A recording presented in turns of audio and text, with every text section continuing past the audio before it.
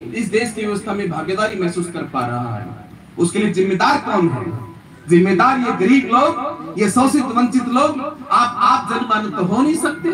या तो आपके प्रतिनिधि जिम्मेदार है, या तो सरकार चलाने वाले जिम्मेदार है, या तो जो सरकार को फेल करने वाले जिम्मेदार है, या संविधान को बर्बाद करने वाले जिम्मेदार है। ये जिम्मेदारी कहां आती है? लेकिन जिम्मेदारी अगर उन लोगों की फेल हो रही है और कहीं पर वो अपनी जिम्मेदारी नहीं निभा पा रहे हैं, तो इस भारत का संविधान इस देश के आम नागरिक को यह अधिकार देता है, ऐसी सरकार व्यवस्था को काटकर फेंक दो। बोलो जय भीम। ये काम कौन करेगा? मैं जानता हूं ये काम आम नागरिक नहीं कर सकता, मैं जानता हूं ये एक हर इंसान के बस की बात नहीं है। लेकिन जो लोग जगे हुए हैं, जिन लोगों ने देश की व्यवस्था को समझा है, जिन्होंने भारतीय संविधान का अध्ययन किया है और जिनके दिल में दर्द है, जो संवेदना लेकर दिल्ली, हरियाणा, पंजाब, यूपी, बिहार से यहाँ पर आए हैं, इस पंडाल में रातों रात सफर करके आए हैं, उन लोगों के दिल में कुछ दर्द है। आप लोगों के प्रति कुछ सचेतना जागी है, हमने कुछ समझा है। हमें खुद नहीं चाहिए कुछ, हम तो क्लास 1 ऑफिसर्स हैं, कमिश्नर साहब हमारे चीफ कमिश्नर टायर में। हम तो इस समाज के लिए पढ़े लिखे होने के नाते बाबा साहब का ऋण चुकाने के लिए दिन रात घूम रहे हैं कि हम नहीं जगाएंगे तो आपको कौन जगाएगा? ये हमने जिम्मेदारी ली है। लेकिन आप लोगों को भी 2 कदम आगे बढ़ना होगा। अब सवाल उठता है कि आप करें क्या कर सकते हैं? एक आम नागरिक क्या कर सकता है? एक आम नागरिक कम से कम इस देश की व्यवस्था को समझे, अपने हक अधिकार को जाने, अपने बराबरी की लड़ाई के रास्ते को चुने और जो जहां पर गलत हो रहा है उसका बराबरी से खड़े होकर मुकाबला और विरोध करे। एक आम नागरिक ये कर सकता है। अपने सच्चे प्रतिनिधि चुनिए, इस देश के अंदर भागीदारी की लड़ाई लड़िए, भूभाग जमीन आसमान में हिस्सेदारी की लड़ाई लड़िए और निकम्मे और नालायक और तालचाट लोगों को अपने नेता मत चुनिए। आपको आज इस देश के अंदर ईमानदारी से रिप्रेजेंटेशन लेनी होगी, ईमानदारी से अपने हक की लड़ाई लड़नी पड़ेगी। एक आम नागरिक जब देश के अंदर उठता है तो समझिए तख्ता पलट हो जाता है, संविधान और देश तो बहुत दूर की बात है।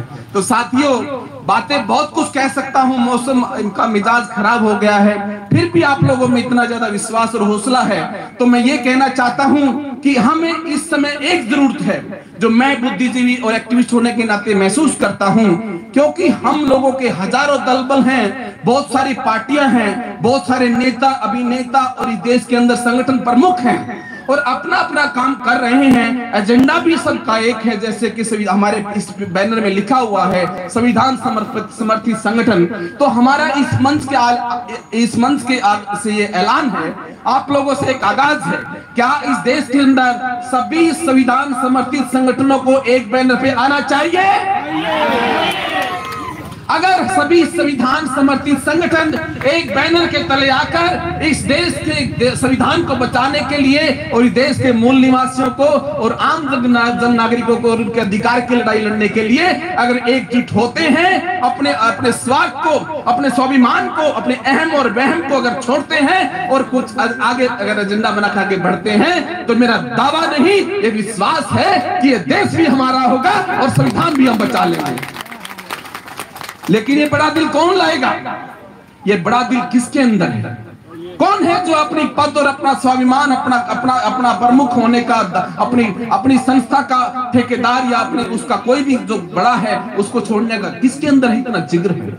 ये वही कर सकता है जो सच्चा भीम सिपाही है, क्योंकि भीम का नाम ही समर्पण है, त्याग है, बलिदान है। भीम का मतलब मेरी कोठी बंगले, मेरी गाड़ी है, शोहराम और करोड़ों की संपत्ति जब्त करना नहीं है। भीम का मतलब त्याग है, भीम का मतलब समर्पण है, भीम का मतलब बलिदान है। हम भीम करते हैं, लेकिन घर में जाकर बंगले बना के, कोठी बनाकर, बैंक बैलेंस बनाकर ऐशो आराम में जीते हैं। ये भीम के साथ धोखा है। ऐसे नहीं होना चाहिए।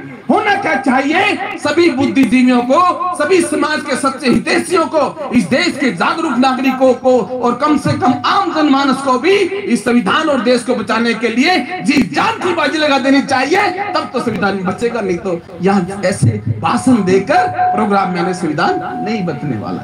उसका एक ही रास्ता है। मैं आई थिंक अपनी बात को कम शब्दों में ही समाप्त करना चाहता हूं, बोलना लंबा चाहता था।